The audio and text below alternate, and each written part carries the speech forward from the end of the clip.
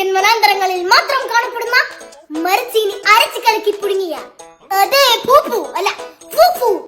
ഇവനെ നമുക്ക് തുണ്ടം തുണ്ടം അരിഞ്ഞു മുറുക്ക് നല്ല ക്ലീൻ കുട്ടപ്പനായിട്ടുണ്ട് ഇവൻ. So let's grind it. അരേ ബുദ്ധു, വെള്ളം ഒഴിക്കാതിരിക്കുവാണെങ്കിൽ ഇത് അരിയുമോ? ഇങ്ങനെ ഇരിക്കും. അപ്പൊ വെള്ളം ഒഴിക്കണം. Tapioca juice is ready. Now let's cook our African fufu by pouring our tapioca juice in the pan. Let's put salt for taste. Stir the mixture until it's cooked. Ooh! I remember my last week's joint combination this. വയറിളകിയ കപ്പ പോലുണ്ട്. African fufu. It smells very good. It's ready. Spatula please.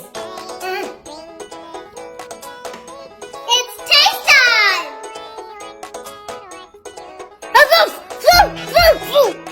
വെറുതെ ഇതൊരു ഫൂഫൂന്ന് പേരിട്ടെ. പണ്ടങ്ങാണ്ട് ആഫ്രിക്കക്കാരൻ കഴിക്കാൻ നേരം അതിന്റെ തൊണ്ടയിൽ ഭയങ്കര ചൂടായോണ്ട് ഫൂ ഫൂ എന്ന് വെച്ചതായിരിക്കും.